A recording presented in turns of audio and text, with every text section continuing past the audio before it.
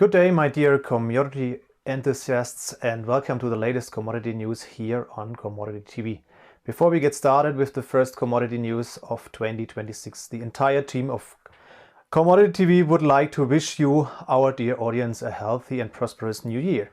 A quick word about myself. My name is Tim Rödel. If you are a loyal viewer, you will probably already know me from one or two interviews I have conducted for Commodity TV at various commodity trade fairs in the past. I am an independent consultant for public relations and market valuation, and now, after our esteemed Jochen Steiger unfortunately had to retire early, I have also been hired for online interviews and commodity news here at Commodity TV. Just a heads up, we want to try a few things in the first few news broadcasts of 2026. We are always grateful for requests, suggestions and/or constructive criticism. Please just write a note in the comments. A like never hurts either. Thank you in advance. Before we get started, please note this program is produced and published on behalf of Millennial Potash, Mogotes Metals, IsoEnergy and Premier American Uranium and is financed by these companies. Yeah, the new commodity year started much as the old one ended, with rising commodity prices, especially for precious metals, but also for some base metals.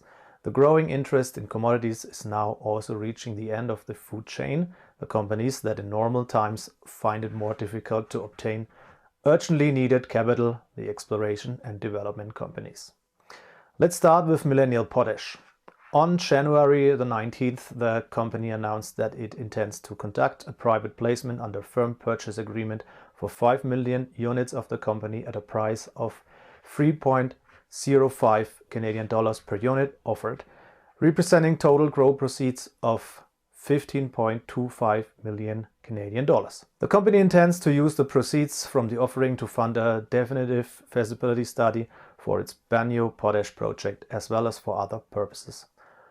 Mogotes Metals announced 3 financing rounds at the beginning of the year. The company initially intended to raise 19 million Canadian dollars in fresh capital, which was increased to approximately 86.8 million units at a price of 26.5 cents per unit due to investor demand, representing total gross proceeds of up to $23 million. Each unit consists of 1 common share and 1/2 of 1 common share purchase warrant. As if that weren't enough, Mogotes Metals announced just 1 day later that it had entered into an agreement with Stifel Canada, whereby Stifel Canada, together with a syndicate of underwriters, will act as sole book runners in connection with a private placement of 31.25 million units of the company at a price of 32 cents per unit for total gross proceeds of 10 million Canadian dollars. The net proceeds from the offering will be used to fund the company's exploration programs and the development of the company's Philosur property, as well as for general working capital purposes. Immediately thereafter, Mogotes Metals further announced that it intends to conduct a non-brokered private placement of up to 12.5 million units at a price of 32 Canadian cents per unit for total gross proceeds of up to 4 million Canadian dollars. All newly issued shares are subject to a hold period of 4 months and 1 day. IsoEnergy is going one better. The company has also entered into an agreement with Stifel Canada and on behalf of syndicate of underwriters, whereby the underwriters have agreed to purchase on a firm commitment basis approximately 3.33 million common shares of the company at a price of 15 Canadian dollars per common share, representing gross proceeds of 50 million Canadian dollars. Concurrently with the offering, IsoEnergy intends to conduct a non-brokered private placement of up to 1.67 million common shares at a price of 15 Canadian dollars per share with NextGen Energy Ltd, resulting in total gross proceeds of up to approximately $25 million. Incidentally, IsoEnergy, like Premier American Uranium, is featured in the current uranium report by Swiss Resource Capital AG. This report can be requested free of charge at www.rohstoff-reports.com. Be sure to check it out. Last but not least, Premier American Uranium also announced a financing shortly before the editorial deadline.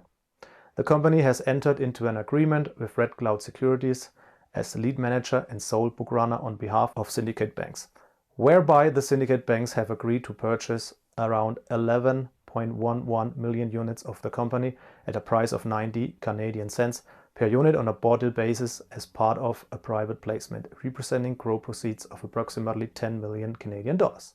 Premier American Uranium intends to use the next proceeds from the offering for the exploration and further development of its uranium projects in New Mexico and Wyoming, as well as for working capital and general corporate purposes.